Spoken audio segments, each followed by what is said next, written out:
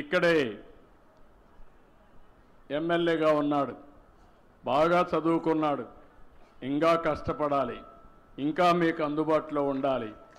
నేను ఏవైతే ఆలోచనలు పెట్టుకున్నానో ఆ ఆలోచనల ప్రకారం రాత్రింబగళ్ళు పనిచేసి ఈ వెనుకబడిన జిల్లా, వెనుకబడిన నియోజకవర్గాన్ని అభివృద్ధి చేసే బాధ్యత ఆయనకు అప్పజెప్పానని చెప్పి మీ అందరికీ తెలియజేస్తున్నా.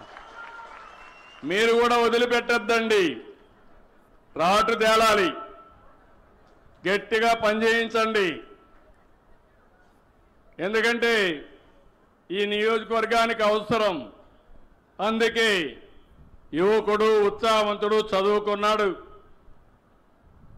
జాక్పాట్ మారిగా ఎమ్మెల్యే ప్లస్ ఒకటేసారి మంత్రి కూడా, డబుల్ జాక్పాట్. కానీ ఆయన కష్టపడాలి. ఏదైతే నేను ఆశలు పెట్టుకున్నానో ఆ ఆశల్ని నిరూపించే బాధ్యత, నిరూపించుకునే బాధ్యత అయిందని చెప్పి నేను మీకు తెలియజేస్తున్నా. నా ఆలోచన ఒకటే. ఇప్పుడే అనిత గారు ఒక మాట అన్నారు. ఎగ్జాక్ట్గా 22 సంవత్సరాల కంటే ముందు వెంకటేశ్వర స్వామికి పట్టు వస్త్రాలు ఇచ్చే సాంప్రదాయం ముఖ్యమంత్రిగా నేను వెళ్ళాను. ఆ రోజే నేను ప్రాణదానం అంటే వెంకటేశ్వర స్వామి భక్తులు ప్రాణదానం కింద డొనేట్ చేయమని ఒక ట్రస్ట్ కిందన ఏర్పాటు చేశాను. రోయా హాస్పిటల్లో ఇనాగరేట్ చేశాను.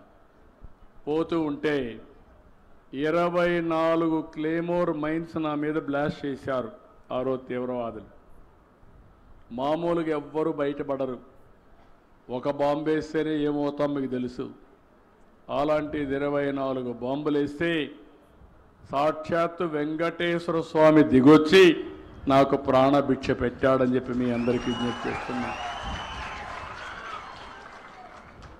నన్ను ఒక పర్పస్ కోసం బతికిచ్చాడు, ప్రాణభిక్ష పెట్టారు. నేను ఎప్పుడు ఆయన పాదాల దగ్గర ఎప్పుడు మా ఇంట్లో నుంచి చూస్తే 7 నామాలు కనపడొస్తాయి. అటు సైడ్ మంగాపురం చూస్తే అలాంటిది నేను ఎప్పుడూ గుర్తుపెట్టుకుంటాను. పవిత్రమైన భావంతో పనిచేస్తాం. ఎన్టీ రామారావు గారు మొట్టమొదటిసారిగా అన్న